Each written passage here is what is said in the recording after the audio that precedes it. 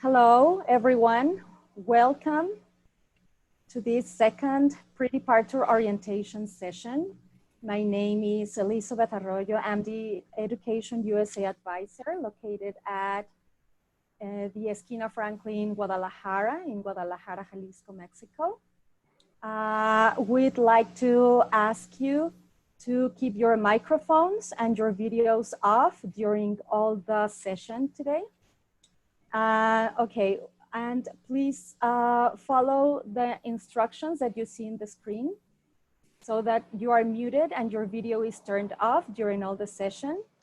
Please type your questions in the chat box, and but you are going to write down your questions to Luis Fernandez private chat box, please. Okay, so all the questions are going to be written to Luis Fernandez. Please see where Luis Fernandez is in the participants box so that you identify where he is. And whenever you have a question, please write it down to Luis Fernandez private chat.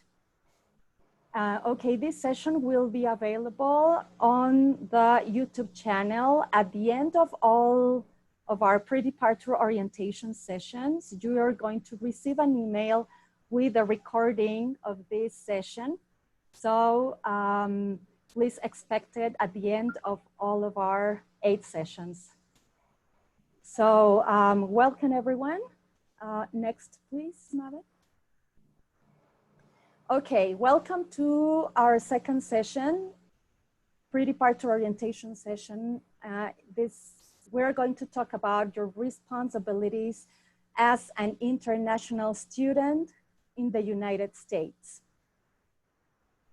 And I'd like to introduce all of you, Education USA. Thank you. Yes, next please. What is Education USA? Education USA is a U.S. Department of State network that promotes United States higher education, advises potential international students, offers accurate, comprehensive, and current information, and supports U.S. higher education institutions in their efforts to recruit international students.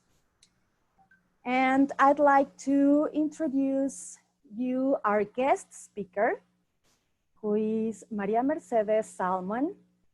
Maria Mercedes Salmon is a regional education advising coordinator with Education USA based in Mexico City, Mexico.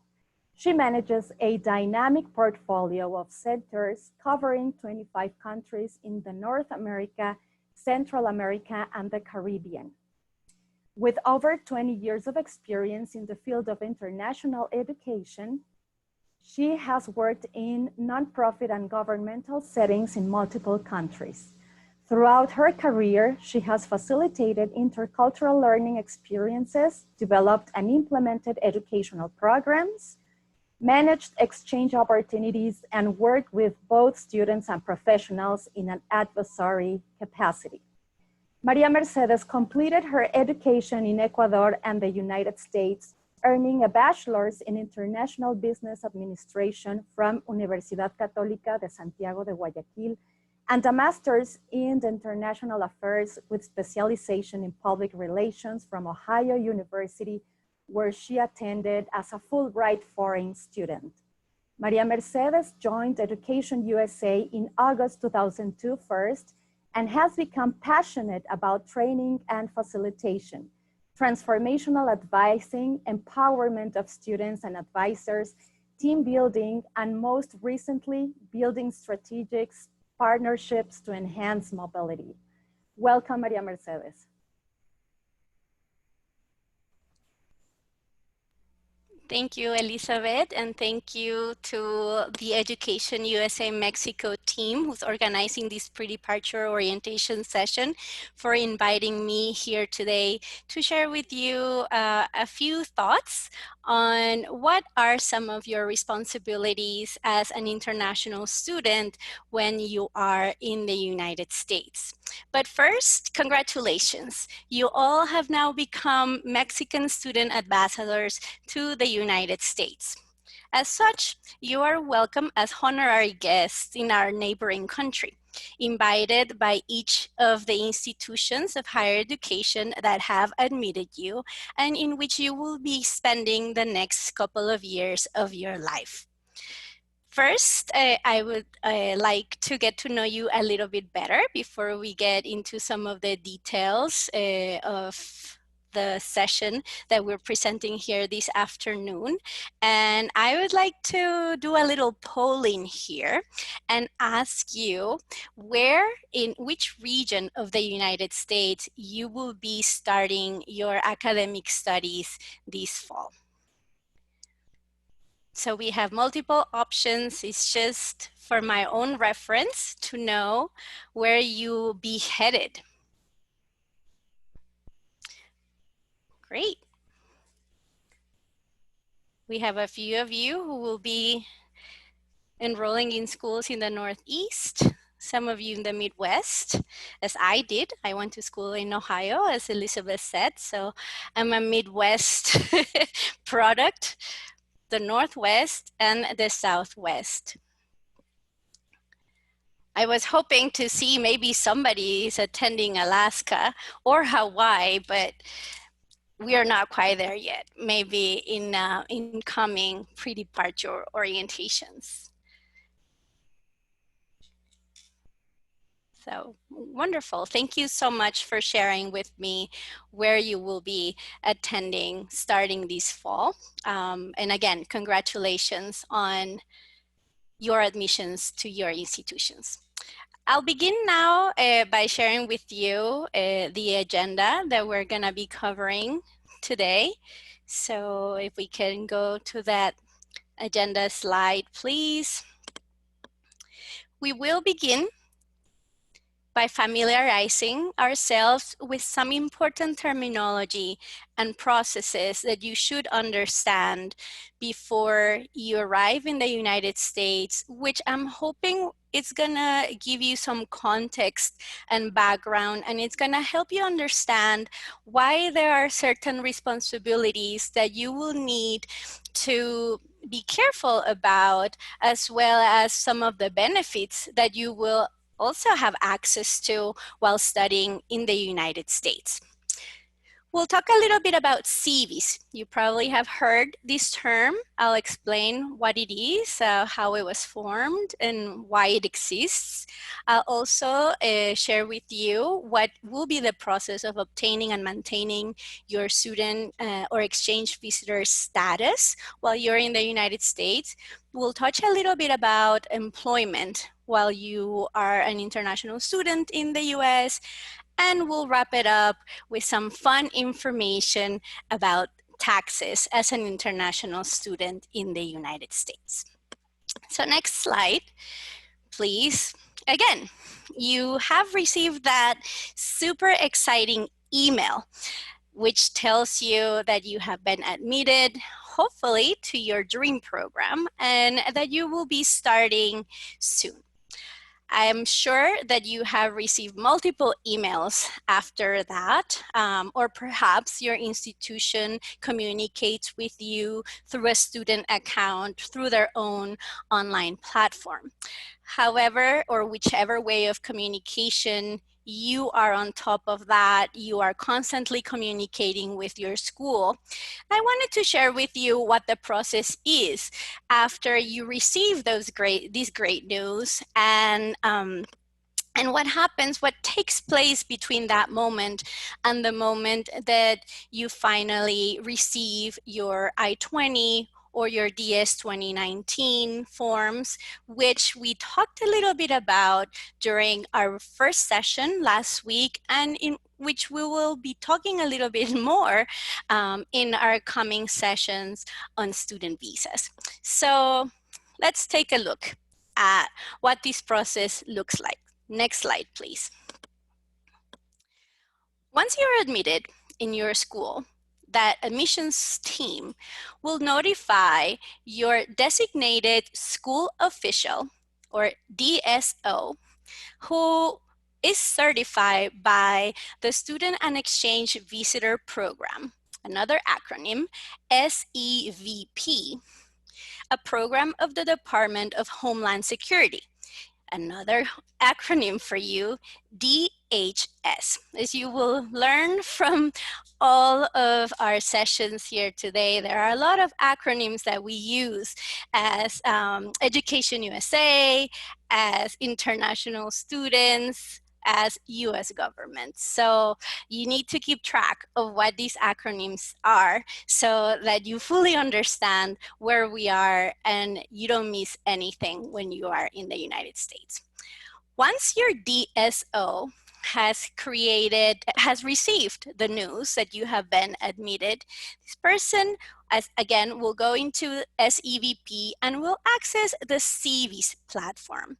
CVIS is the Student and Exchange Visitor Information System, and this is the platform that the US government uses to monitor and track all activities that international students in the US are involved with during your time in the United States. So from the moment that you are to begin your academic program or your exchange, you will be tracked through CVs. So it's very important that you understand that as much information that you can provide should be inputted into this platform. Once your CV's account and profile has been created, the DSO will print or create what you will receive and what perhaps you are more familiar with, that print document called the I-20 for students who will be receiving F1 status, or ADS 2019 for students who will be receiving a J1 status to stay in the United States. So we refer to, in proper terms, to the I-20 or the DS 2019 as your certificate of eligibility for non-immigrant student status. You will need to understand the differences between what this document is and the different categories of visas. You may be confused. You may hear, well, there are some people that I know that will receive an F1 status and some students that will receive a J1 status. And there is a lot of discussion of what differentiates which status you will be receiving while you will be in the United States. The answer is simple. It's the purpose of your travel.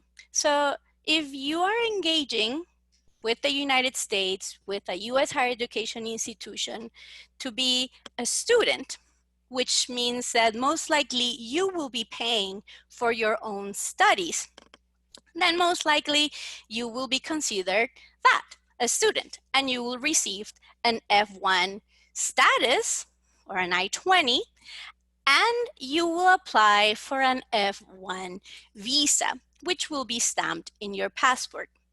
If the purpose of your travel to the United States is to be an exchange visitor, to be part of a cultural exchange program, something that is important and it's part of policy for your country, for the US, and there is an agreement between Mexico and the US, most likely you will receive funding from your own government or the US government. So for example, those who are selected as Fulbrighters, you are engaging in an exchange program. Yes, through education, that's the means, but it's different than the purpose of just being a student. You are there to learn about the culture of the United States with the purpose of returning home and sharing with others what you learned while you were there. And at the same time, everyone around you would have learned about Mexico and would have increased their knowledge, and we would have met a public diplomacy goal.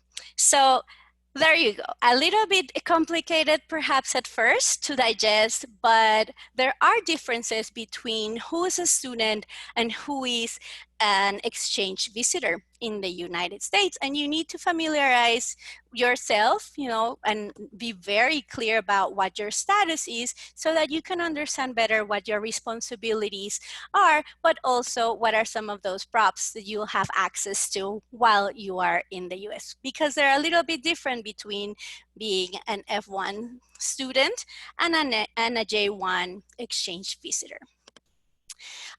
Once your account in CVS is created and your I-20 or your DS-2019 is generated, then it will most likely be printed and sent to you via email traditionally, but during these times, a lot of institutions in the US are being very resourceful, and they are sending you an electronic copy of your certificate of eligibility so that you can complete then the process of requesting an appointment for a student visa, which again will be topics that will be covered during the student visa session in the coming weeks. So join in for that one as well. So next slide, please. I included this slide because there often is confusion about what a visa is for and what this I-20 or DS-2019 document is for. And it is important for you to know that these are two different things. A visa in general is just an instrument that you will use to request permission to enter a country, while your DS 2019 or your I-20 will be what allows you to remain legally in the United States for the duration of your studies. So you will need your I-20 to request your student visa. Once your student visa is stamped on your passport, you will only use it one time, or every time you leave the United States, you come back to Mexico, and then you return to the United States. That's the only situation in which you will need to show your visa stamped in your passport to an immigration officer at port of entry. However, your DS 2019 or your I-20 for a student visa status, we refer to it as student visa, but it definitely is two separate things, right? You will use for other trámites while you are in the US. So for example, if you need to open your bank account, you most likely will need to show or prove that you are legal in the United States, that the purpose of your stay it's approved by the US government, and that you will show through your I-20 or your DS 2019 document. Or you need to apply for a driver's license. Again, you will need to show your I-20 or your DS 2019, or you need to apply for a social security number. Again, this is the document that you will show. And in my opinion, the document that you need to make a copy of, maybe you want to do a mini copy, or you will always want to have a picture on your cell phone of that document and a printout that you carry in your wallet, in your purse, because believe me, if at any point somebody wants to see some credentialing, that is what you will need to show them. So, so I hope that that helped to clarify a little bit what these two instruments are. So just based on what I have just shared with you, you need to be sure that they're connected, but one needs to remain valid throughout the stay of your studies, while the other one may expire. So just a little extra information for you to understand the terminology correctly. So we're gonna go to the next slide.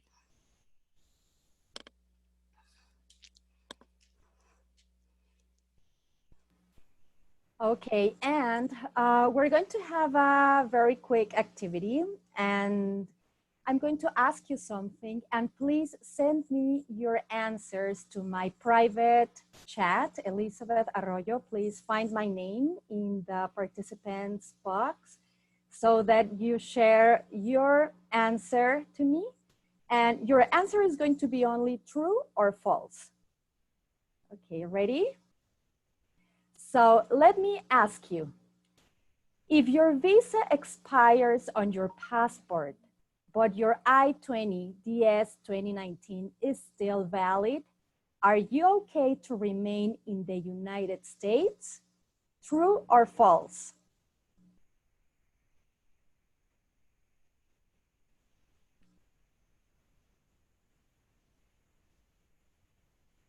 Okay, so Maria Mercedes, most of the students answered false. Okay, they continue sharing their answers. Okay. Yes, false. Most of the students. Okay, Answered. so this is a great exercise because it allows me to tell you that the answer is true. Again, if your visa, if, let's say you go to the interview and the document that it's stamped in your document, it's only valid for 1 year. Remember that that instrument you will only need to enter the United States, to request permission. So let's say that in the two and a half, 3 years that you're in the US completing a master's degree, you never leave the US. And that visa that was issued for 1 year in your passport expired, but your I-20, it's valid for those 3 years, then you're okay. It doesn't matter that your visa expired on your passport because you're not leaving the United States. You don't need to re-enter, so you are good. The date that you really need to be looking for at all times is the date that appears in your I-20 or in your DS 2019. So again, don't freak out if your visa expires, and you can always write to us at Education USA and we will refresh your memory about what is happening. As long as your I-20 is valid, you are good to go. You don't need to worry about anything. So next slide, let's continue on with some fun terminology that it's important for you to be aware of. So CVs, I already mentioned it briefly before I described what the acronym means, but and I mentioned that it is a system that will track what your every move while in the United States is. I want to give you a little bit of history. CVs was implemented as a measure to track all students, all the status and activities of international students and exchange visitors to the United States in 2003.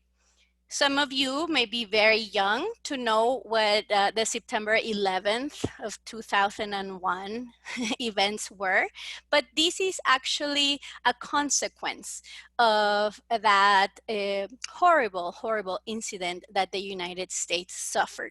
So in a way to have records of what all international students and all international guests in the US are doing, CVs came to exist in our lives. So, because it is the instrument that the US government uses to make higher education institutions accountable for having invited you to come to the country, it's their responsibility to update all of your information in this system.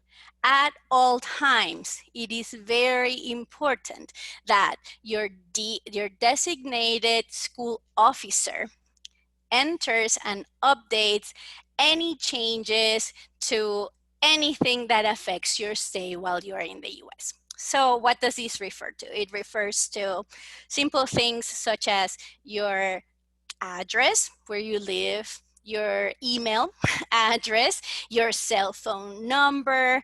But then we look into details about your enrollment with the university. What are the classes that you're going to be taking right now? The US government wants to know if you're going to be taking in-person classes, how many online classes you're going to be taking in the next semester or in the next year. Or later, you will also share with your designated school official your plans for the summer, for example, or every time that you're going to travel outside of the United States, that you want to come back to Mexico, if that is a possibility, you need to inform them. If you decide to take some employment, so we're going to talk a little bit about it later, but you decide to work or to take on an internship, or you want to do academic training, or you decide to transfer schools because you don't like the school that you were admitted to anymore, all of that needs to be reported through this platform.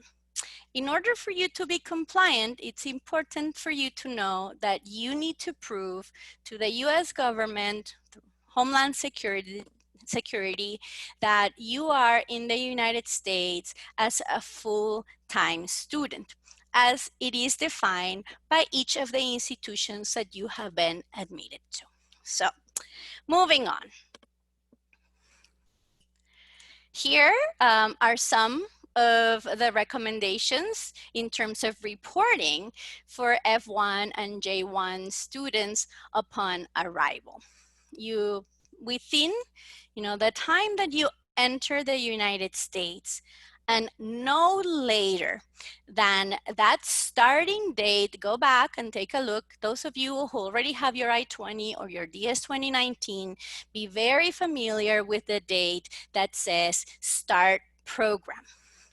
That date, it's very important, not only because you need to, be there by that day, or you're expected to be there by that day, but your CVS account will need to be validated by your designated school officer before or on that day at the latest. With all of this information, your local address, where you're staying, you will need to show a picture of the visa stamped in your passport, your I-20 or your DS 2019, and they will need to confirm that you are enrolled as a full-time student by that date.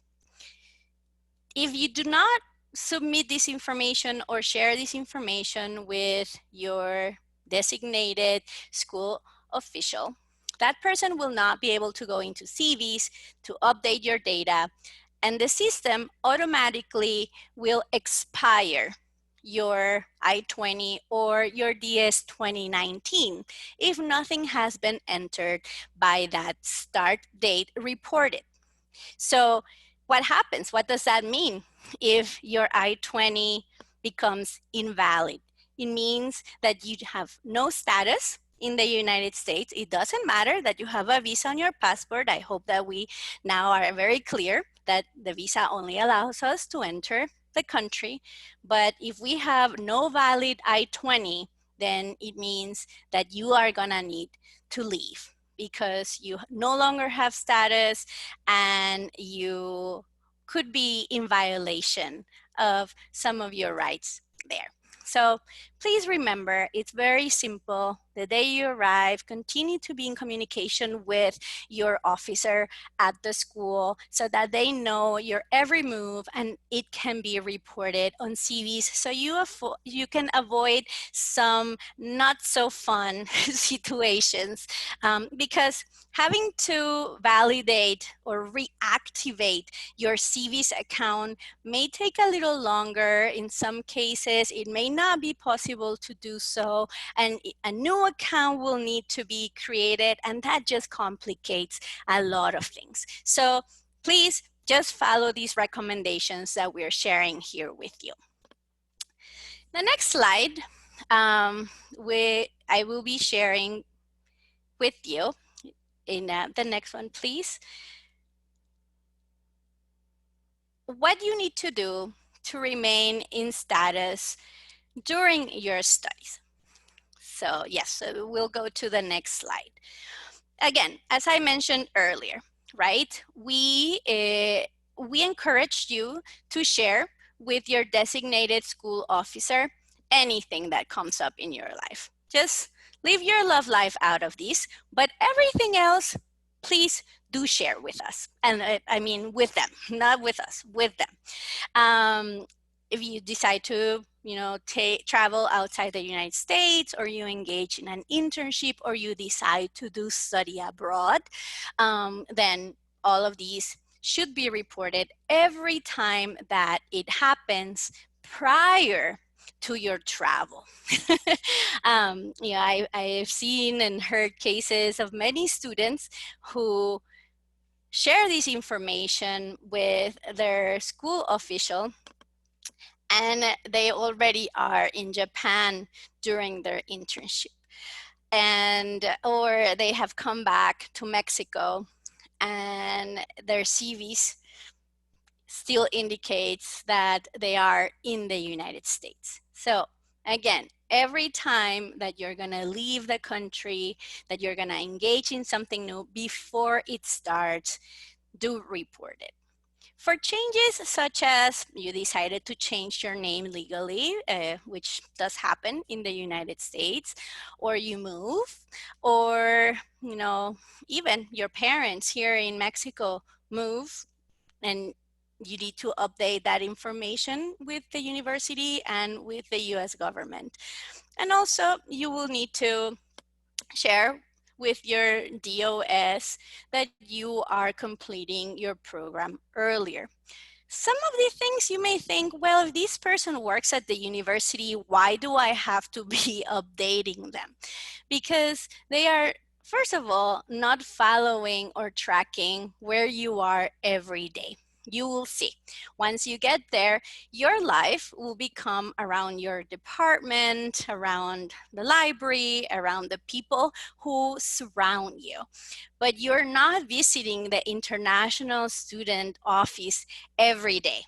You should, but you won't. I know it because I didn't when I was a student. And then I found myself coming back at the last minute because I remember, wait, I need to share some of this information with the people who are responsible for my stay here in the United States. So again, right now, this may seem, oh, it's a lot of reporting. There's a lot, I'm going to hear about this again. You probably will hear about this again during your arrival orientation.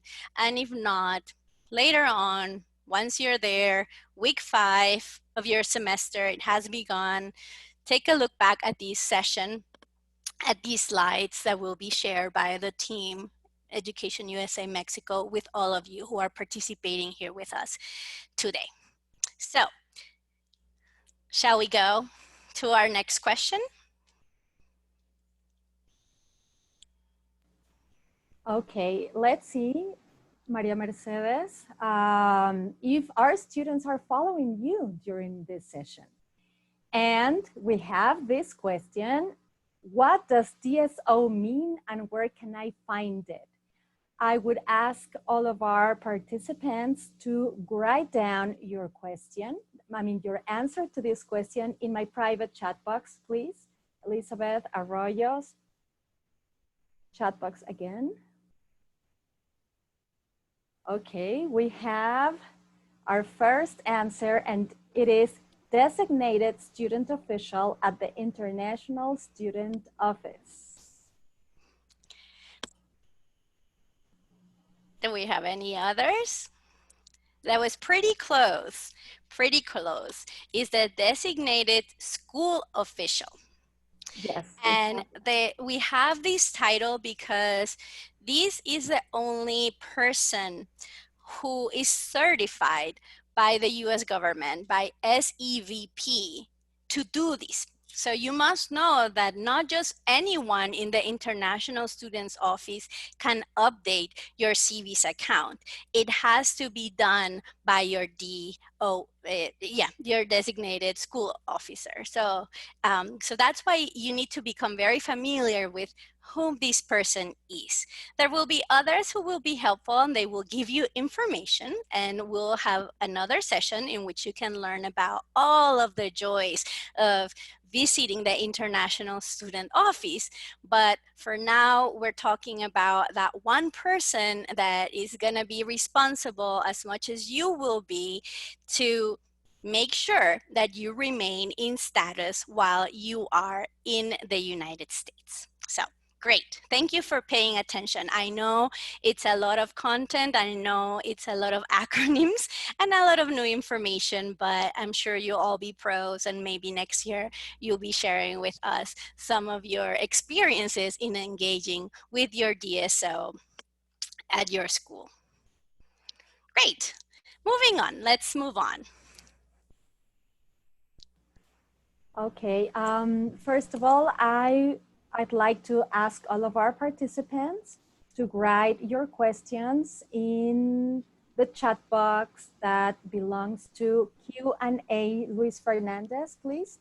He is the one who's going to read the questions at the end of this session. So please write all your questions in his chat box. And well, moving on, we're going to talk about a topic that many students ask us very frequent.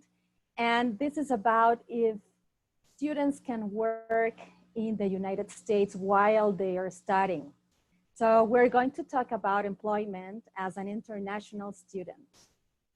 Next slide, please.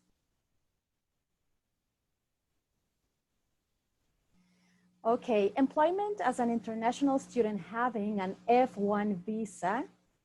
So if you have this type of visa, you may be eligible to engage in employment during the academic year if your university allows for it. So it is important that you first talk to your university to know if you're allowed to do it. F1 regulations limits work authorization to a maximum of 20 hours a week on campus. This is very important that you know, because otherwise you won't be able to work. If you have family living, maybe you have family living there in the same city where you are studying and they have a business there and they invite you to work with them, you are not allowed to do so because you have to work. If you want to work, if you are allowed to work, it has to be on campus in your university. During the academic year, you can work there, as I said, to a maximum of 20 hours a week during the academic year when you are in classes, and 40 hours a week during summer and holidays. Okay, this is the top number of hours that you are allowed to work. Next slide, please.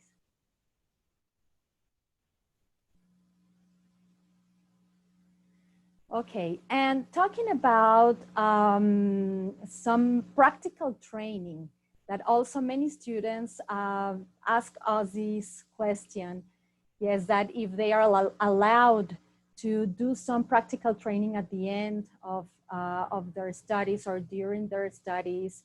So there are two main options, and there is a curricular practical training, or CPT, and the optional practical training, or OPT.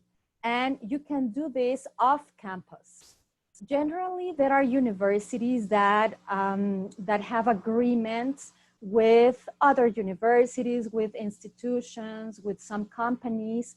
And it is important that you also talk to your university representatives about these possibilities so that you can plan this ahead of time. So, for example, the CPT, or curricular practical training, you can enroll in it during the academic program after 1 year. You can be in this practice only after 1 year. Also, you can do your internship for credit. It could last between 4 to 12 months. You need a job offer, and it has to be authorized by DSO for 3 to 5 days. And the OPT, it is during the academic program and after. It is not required, it is optional. It could last 12 months, and for STEM students, 24 extra months. And you don't need a job offer. It has to be authorized by DHS, okay, between 3 to 4 months. And you need an employment authorization document, EAD, yes, that it is required so that you can join this curricular practical, during this optional practical training. Next, please. And okay, I'll ask Maria Mercedes to talk about the STEM OPT, please. Yes, of course, Liz. Thank you. This is great news for those students who are starting in STEM fields. So here you go. One more acronym for you if you're not too familiar with what it stands for is science, technology, engineering, and math. So those of you who are in the STEM fields are eligible to extend your optional practical training for up to 2 more years after you have completed that first 12 months that Elizabeth was describing just a minute ago. It will need some extra effort for you to be approved to have this extension, so that by the end of your OPT time, if you are in the STEM fields, you will have 36 months in which you can put all of those great skills that you have acquired through your studies in the US to practice. And as Liz said, it's okay, you will be paid for it. So it may be a great opportunity, but we just need to follow a few extra steps, right? You will need to go back to your international student office and work there with your designated school officer, right? Your employer will need to be registered. So there is a process which is called e-verify, and the school will help you to do all of that. You will also need to receive an extension of that EAD document that only Homeland Security can grant to you. This is not just the university approving your OPT and your extension, it is the Department of Homeland Security doing so, and in particular, ICE. So if that's your plan, if you like what you hear now, then talk to your school about it since the beginning. In some cases you may be eligible to begin after 1 year of having studied.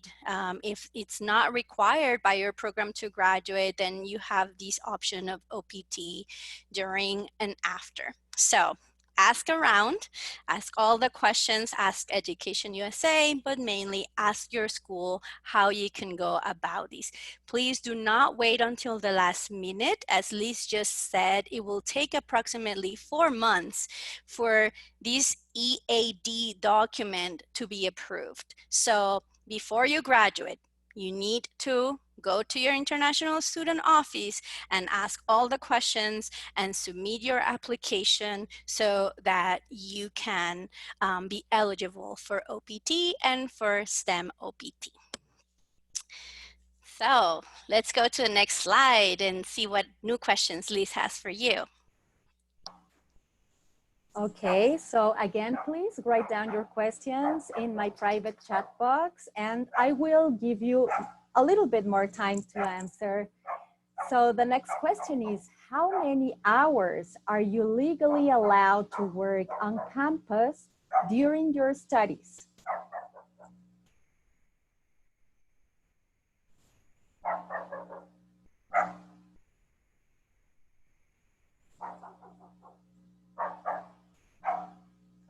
Awesome.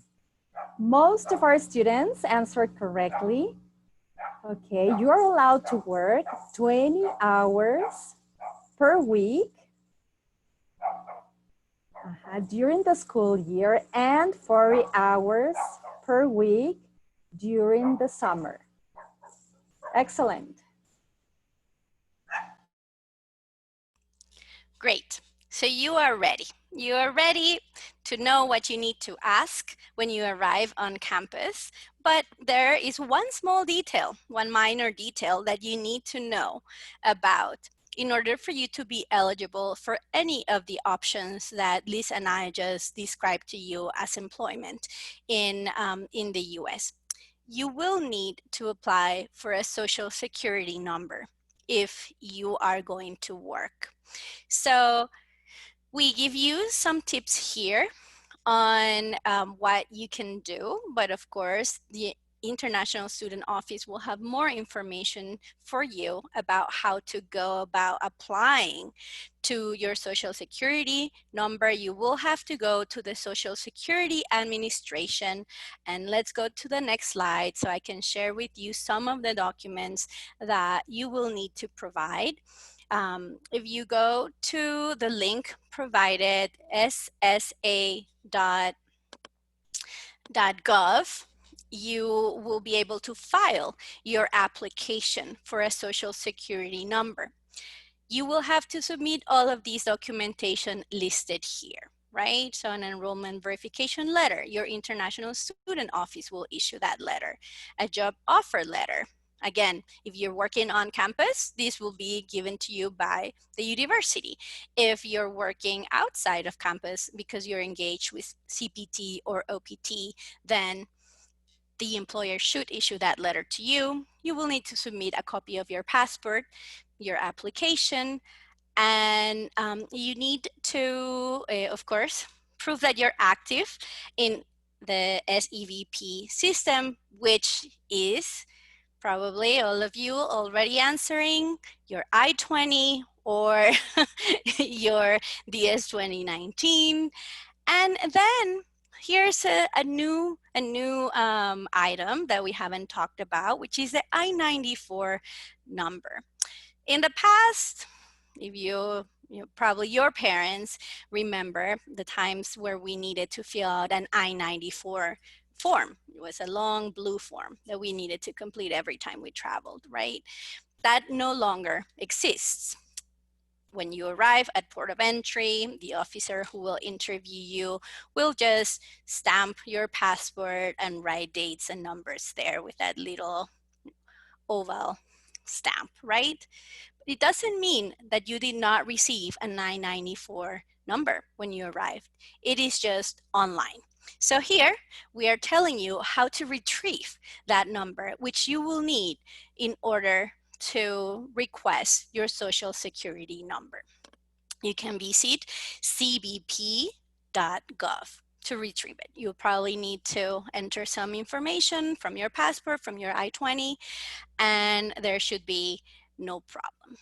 So it's important that you know that you don't need to apply for a Social Security number just because. You don't need it. For filing taxes, and we're going to talk about that next, you can use what we're calling an individual taxpayer identification number, or an ITIN, if you're not working. But if you do have employment, then you will need to apply for a Social Security number. You won't be eligible to have both. You have one or the other. So you need to be very cautious about your plan. If you already know, because you have an assistantship already, so you know you're going to start work on campus as soon as you arrive to the US, then you need to apply for that Social Security number from the get-go. But if for the first year or the second year you are not working, then you only need to apply for an ITIN number. Okay, just keep that in mind. And for any questions, again, you know where to go.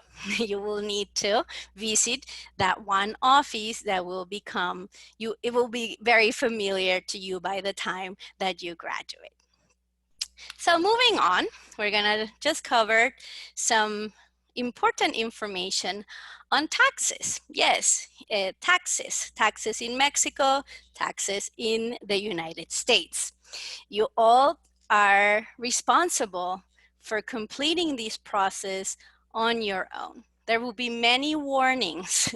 Universities set up workshops. You won't miss it. You'll know when tax season is because that's what everybody talks about. That's what your Facebook feed or your Instagram feed will show, you know, tax processing services. So do not dismiss the signals.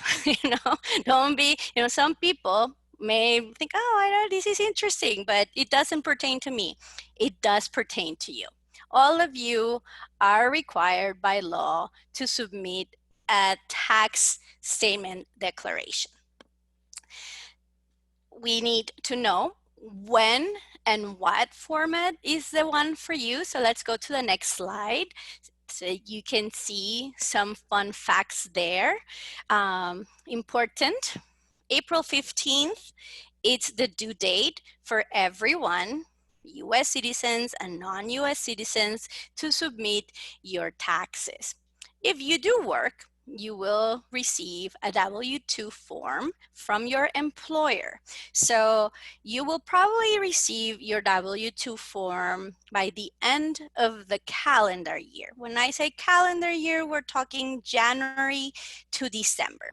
So for example, those of you who are arriving on campus now and will work between August and December of this year, you will receive a W-2 form for these 4 months of the year, or 5 months of the year.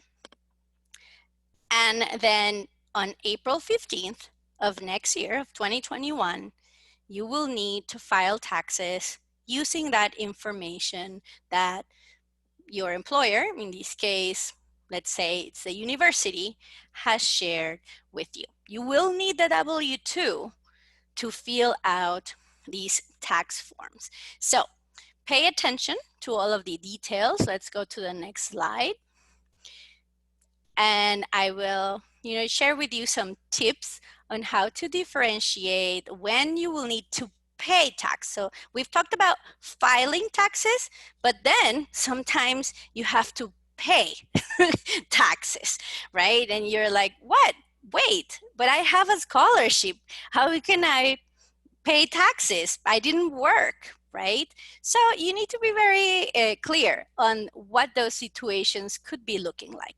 So if you received a scholarship, let's not talk about employment for now. Let's talk about the scholarship that you received from your university. If that scholarship was meant to cover your tuition, your fees, your labs, all of the educational services that you will receive, then no tax. You just need to complete your form, file, it will be in zero value. You don't owe anything to the US government. But if you do receive other types of scholarships from your university, such as stipends, or a scholarship to cover your books, or a scholarship to cover, let's say, materials, that is considered extra income that you did not have. And because it is income, then it is taxable. So on average, you should estimate that based on that value that you receive total, cumulative, between, again, that calendar year, January through December, you will need to pay 14% of that scholarship that is considered income, or a supplement to the scholarship that covers your fees and your tuition. Sometimes this money is not deducted. Sometimes it is, but sometimes it's not. So you need to ask again, go to the bursar office in your university and ask the questions. Is this 14% being withheld from my scholarship, or am I expected to pay for it April 15th of next year? So you can budget for it and save that 14%, in a little alcancía, so that you have the money and you can write a check and send it to the US government and pay for that portion of your responsibilities. If you have a sports scholarship, if you have a talent-based scholarship, sometimes universities already budget to cover that 14% and it is already covered by them, but sometimes, again, it's not. Ask questions. Don't forget about these items, because if you do not submit, if you don't file your taxes, and if you don't pay the US government what you owe them, they will come back. I've known of cases of students who were there for 2 years, got a master's degree. 6 years later, they get a nice white envelope from the IRS indicating that they owe $6,000 to the United States government because they didn't pay the taxes that they owed them. So let's try to avoid those bad times, because nobody likes to receive that in the mail. And let's try to keep in mind what I'm sharing here with you, so that you have a fun stay and leave debt-free the United States when your program has been completed. So next slide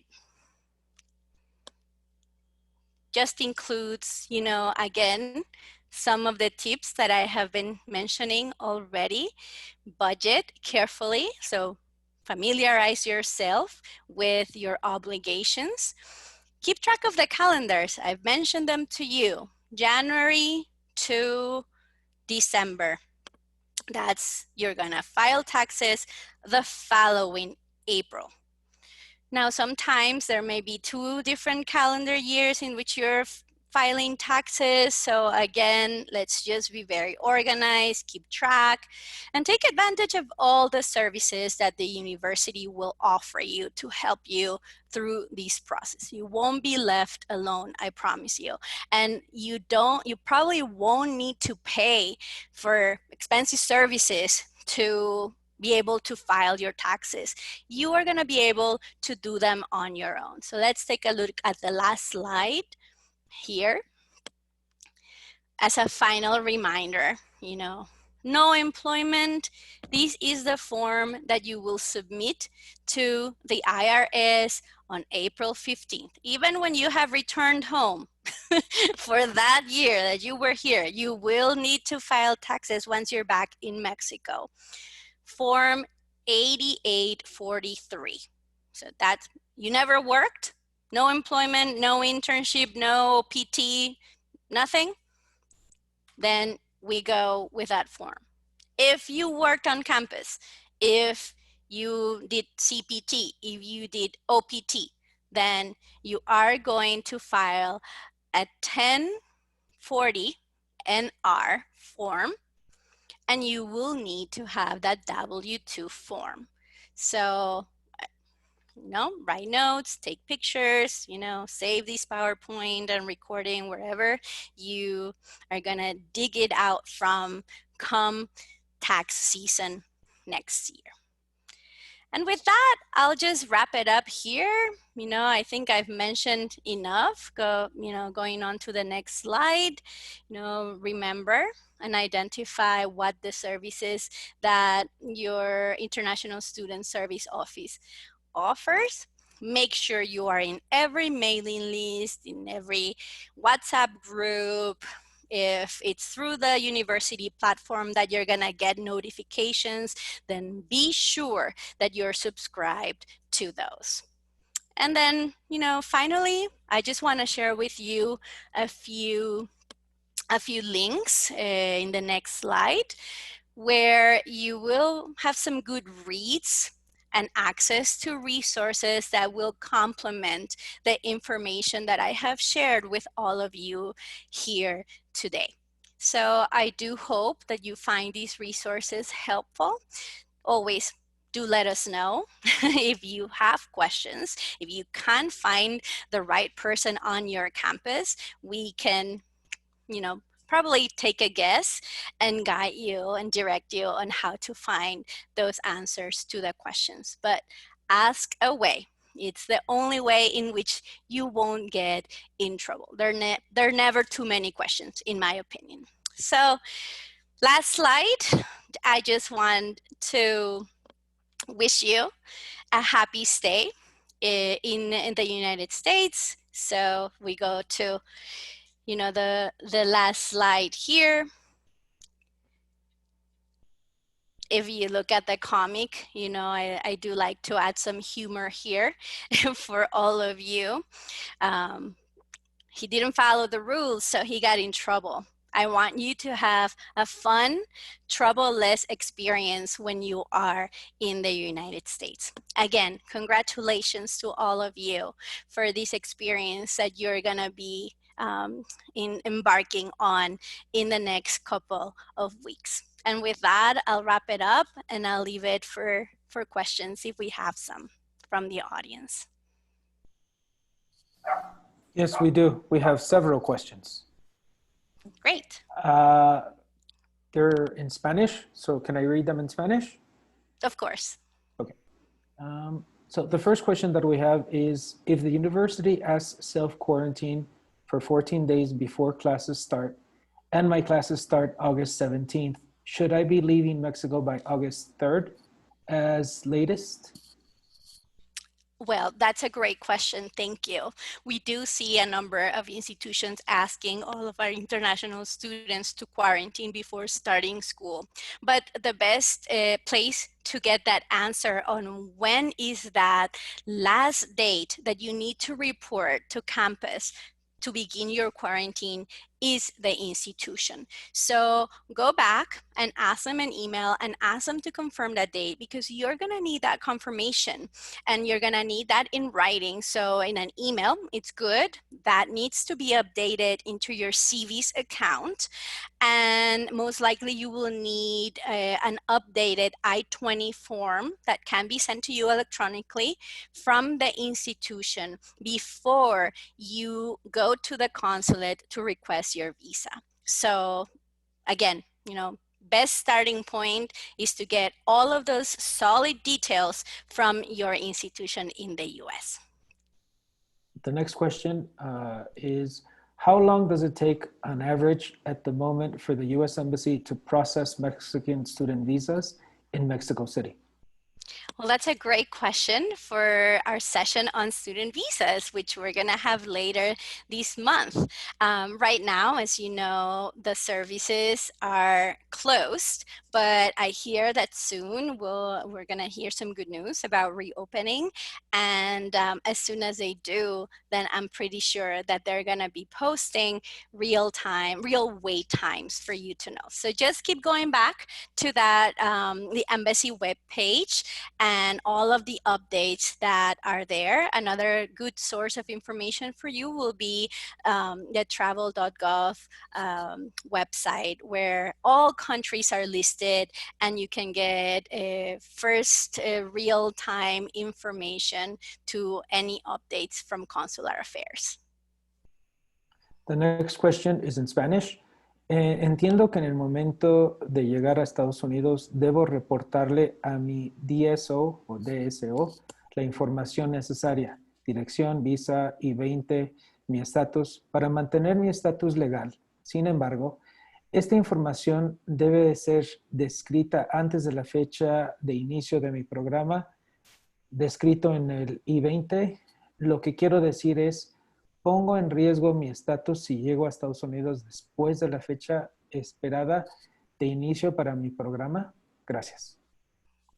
Gracias, es una excelente pregunta y la respuesta es, si por alguna razón piensas que vas a llegar después de la fecha que aparece en tu formulario I-20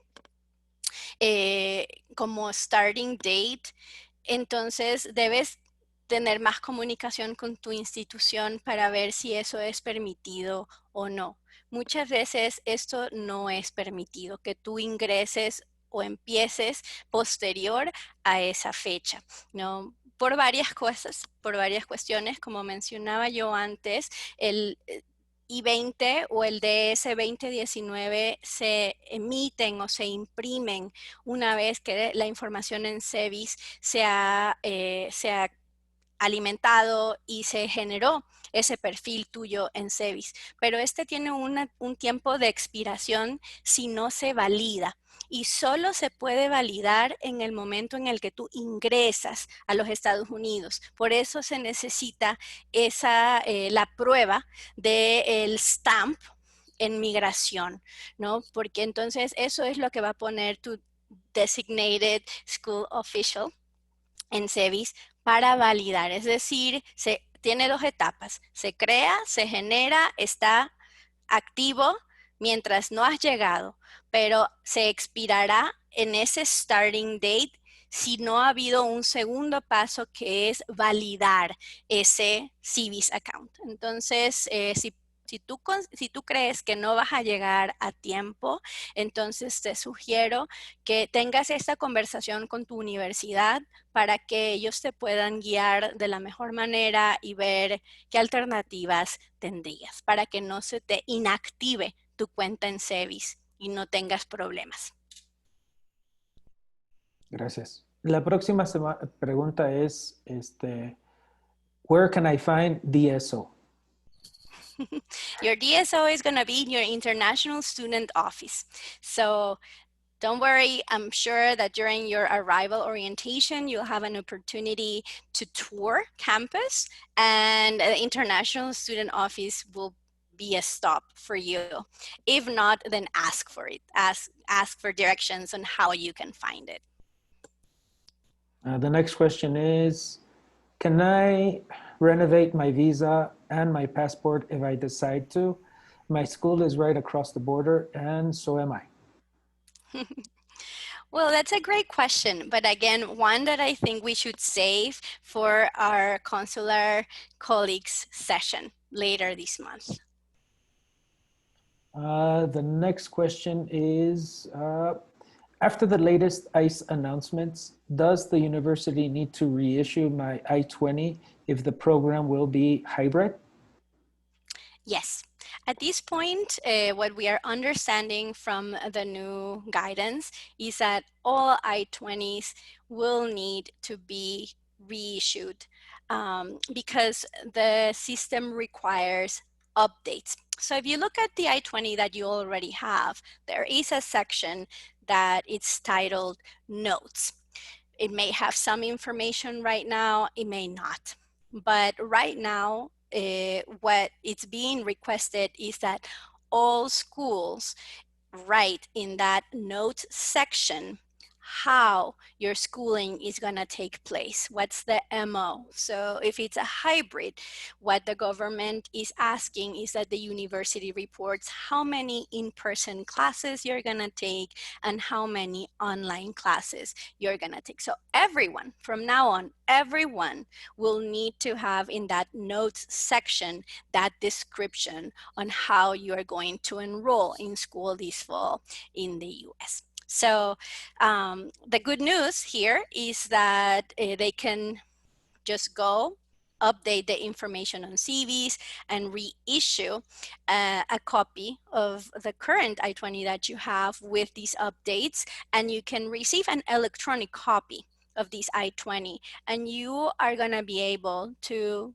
go to your interview with that electronic copy. If you print it out and you bring it, you probably won't be able to show it on your phone because you're not allowed to go in with your phone, but you need to print it out so that they know that you have received the updated information.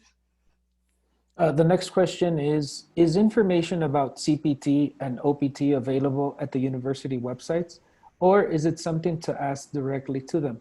If the need to ask, is it fine to ask even before applying during the university search?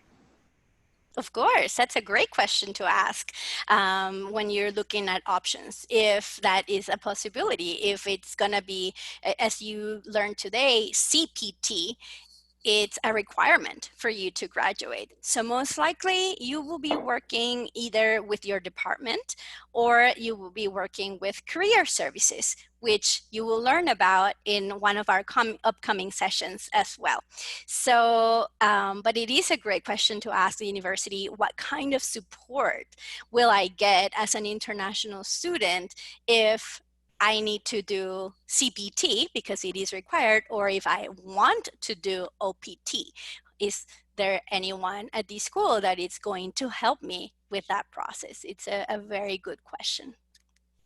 Next And question. just to, I'm Yes, sorry, and to answer your question, if this information is available on websites, it will vary from university to university. So it's just better to ask your contact when you're having communications with the international admissions team. Okay, the next question, the next one is in Spanish. Los estudiantes deberemos de estar pagando impuestos así como los ciudadanos norteamericanos cada año fiscal. Sí, vas a pagar impuestos si cumples con las condiciones que describí hace un momento. Si tienes empleo, porque estás percibiendo un ingreso, entonces debes pagar impuestos. Si recibiste una bonificación, una beca de parte de la universidad que representa dinero que has recibido, ¿no? Sea para comprar libros, sea para irte a una conferencia, a exponer, ¿no? Hay ciertos premios en las universidades, ¿no? Que te dan estos beneficios, pero que tienen, que implica una transacción de dinero. Tú vas a recibir ese dinero, eso se considera un ingreso y por lo tanto, aunque sea una beca, tienes que declarar y pagar impuestos sobre esto. En general todos tenemos que declarar impuestos, trabajemos o no, tengamos beca que se considere ingreso o tengamos simplemente una beca de la institución, ¿no? Entonces, importante saber que esto es una condición, ¿no? De estar en los Estados Unidos como invitado honorario, ¿no? Por parte de la universidad. La próxima está en español, en inglés, pero dice preguntas que si no las hacen los estudiantes igual les sirven. Can I change from eating to SSN? Yes, you will be able to do it if you have all of the documentation and you meet the criteria to request a social security number later on. Okay. And what about taxes when having a fellowship? Again, it's the same. It will depend on the terms of your fellowship. If you're receiving money that directly covers your tuition and your fees and it doesn't come to you, then you just need to declare that you received the fellowship and not pay taxes on that. But if part of your fellowship includes a stipend, which it's a nice word, a nice academic word to a salary, right? You're receiving a compensation for the work that you probably are going to be doing in return of that fellowship on campus, then yes, you will need to declare and file taxes for that fellowship, and most likely you will need to pay. So for all of those of you who will have employment, there is a process. You can ask your employer what the level of the funds that are going to be withheld from every paycheck will be. So you can decide, because it's never going to be the exact number, because your employer will withhold money from you to cover part of the taxes. But sometimes it's a little bit less, and sometimes it's a little bit more. So if it is a little bit less, then it means that you will have to pay for that portion that was not withheld by your employer. But if they withheld more than what they were supposed to withhold from your paycheck every time you received one, then this is great news, because it means that right after April 15th, you're gonna receive a check in the mail that returns money to you because your employer had withheld more money than they should have. So if you have that opportunity to negotiate with your employer the amount that is going to be withheld from your paycheck, then ask for a deduction that is larger than what needs to be so that you can get that nice check in April. Okay. Si la escuela ha informado que las clases empezarán 2 semanas después de la fecha impresa en la forma I-20, ¿necesito que la escuela me mande una nueva I-20 con la nueva fecha de inicio de clases? Sí. Debes comunicarte con ellos y pedirles que por favor te hagan una actualización del formulario I-20 y que te envíen la copia digital, ¿no? A lo mejor y si tienen oportunidad de enviártelo por correo, pero pues las cosas en este momento están un poquito más complicadas de lo que conocemos y a lo que estamos acostumbrados, y es posible que no te llegará a tiempo para tu cita para solicitar tu visa de estudiante. Entonces, con que te envíen una copia de la información actualizada del I-20, estará bien. Y la última. Si tengo mi visa de estudiante activa, pero también mi visa de turista, ¿puedo utilizar ambas? Es una gran pregunta y nuevamente creo que es una que se debe hacer el día de la sesión de visas que tendremos más adelante en este mes. Pero te doy un adelanto y la respuesta aquí es que si tienes un estatus de estudiante, debes ingresar a Estados Unidos con tu visa de estudiante, porque ese es el propósito de tu viaje, ir a hacer estudios. Una visa de turismo se utiliza para otro propósito. Entonces, pero los detalles de cómo puedes manejar ambas visas, porque puedes tener dos al mismo tiempo sin ningún problema, te los pueden responder nuestros colegas de la sección consular el día de la sesión de visas de estudiantes. Y una última. Bueno, ya nos acaban de llegar otras dos, perdón. English Language Studies, ¿tiene alguna restricción para ingresar a Estados Unidos en otoño, en el semestre de otoño, si las clases serán online? Sí, en general, esto ha sido una regla de siempre, ¿no? Una persona que va a comenzar estudios de un programa que es 100% en línea no necesita tener una visa, ¿no? Porque técnicamente puedes tomar tus clases en línea en cualquier parte, ¿no? La regulación que fue anunciada ayer simplemente corrobora este hecho, ¿no?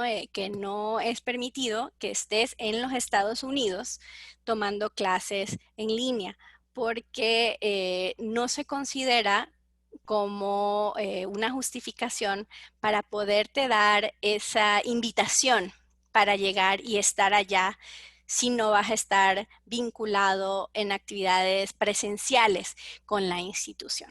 Entonces, si tu curso es online en 100%, mi sugerencia es pues que te quedes aquí en México, empieces tu programa, completes los cursos de este semestre y veamos cómo vas en el semestre siguiente y si tienes la posibilidad de viajar para tomar clases presenciales, ya que pues es muy bonito participar en un programa intensivo de inglés que también tiene un complemento de actividades culturales, ¿no? Que por lo general te los ofrecen. Entonces, estar allá y compartir y conocer amigos es una parte muy importante de esta experiencia de estudiar en Estados Unidos. Will the form to pay taxes be provided by the university, or where can we get it? That's a great question. So the forms to declare your taxes or file your taxes every year will be found You can download them for free from the IRS website. You can also receive copies of the forms in print from your International Student Services office. I'm sure they will have them by the million available to all of you. But you need to be sure that you're filing the right form because, for example, for the 1040 form that I mentioned, in the case that you do receive or engage in employment during your stay, there are multiple versions of the 1040 form. And you, as an international student, as a non-immigrant student, will need to file a 1040 NR. Go back to that picture that I just shared with you so that you remember, because this is something where we can make mistakes, right? It's the first time we're doing it. It's different from what we're used to. And then there you go. You filed the wrong form. So we just want to avoid those kinds of instances where you would need to correct yourself. So Tengo beca mexicana, CONACYT. ¿También tendría que pagar impuestos? no, con respecto a tu beca mexicana, eso es otro asunto, ¿no? Ya tendrías que preguntar, y te pido una disculpa porque no conozco sobre el sistema de declaración de impuestos en caso que tengas una beca de CONACYT en México. Pero allá en la universidad, cuando hagas tu declaración, tendrás que poner o completar los documentos de que tienes una beca del gobierno mexicano, pero eso no será incluido como parte de las matemáticas que tendrán un impacto sobre la cantidad que tendrías que declarar y pagar impuestos. Do you think the appointment granted for the embassy on August 15th will be delayed? I don't know. That's a great question. I guess we'll just have to follow up with the U.S. Embassy, the website, their social media to find out what's going on with visa appointments. Recursos provenientes de créditos, loans, cuyo destino sea cubrir living expenses, ¿son sujetos de impuestos? Depende de dónde obtengas esos créditos. Si son de Estados Unidos, tendrías que pues asesorarte muy bien para saber en qué categoría se incluyen, ¿no? Porque hay algunas categorías de ingresos que también o gastos que se pueden deducir de tu declaración, ¿no? Y que puede ser un poco diferente a cómo se manejan las cosas acá en México o en otros países del mundo. Entonces, en ese caso, sí te sugeriría nuevamente buscar una asesoría profesional de alguien en el campus, probablemente, o a lo mejor algún asesor externo que te pueda guiar bien para que puedas completar tu proceso de declaración de impuestos sin ningún problema. Ya son todas las preguntas. Muchas gracias. Muy bien, pues muchas gracias a ustedes. Excelentes preguntas a todos. Okay, well, thank you very much, Maria Mercedes, for this interesting session. Thanks to all of our participants who attended today. And we invite everyone to join us for the next session that will be next Thursday, July 9th, from 5 to 6 p.m. And the title will be Your Student Life in the United States. We invite everyone to register. We have right here in the screen our link, and you can, because all of you registered through Eventbrite, there you will also find the option to register to this next session. And well, thank you everyone again for this, to attend this session. Thank you also very much to my Education USA colleagues who helped us a lot during these sessions. So Maria Mercedes, again, thank you very much, and see you everyone during our next session. Goodbye.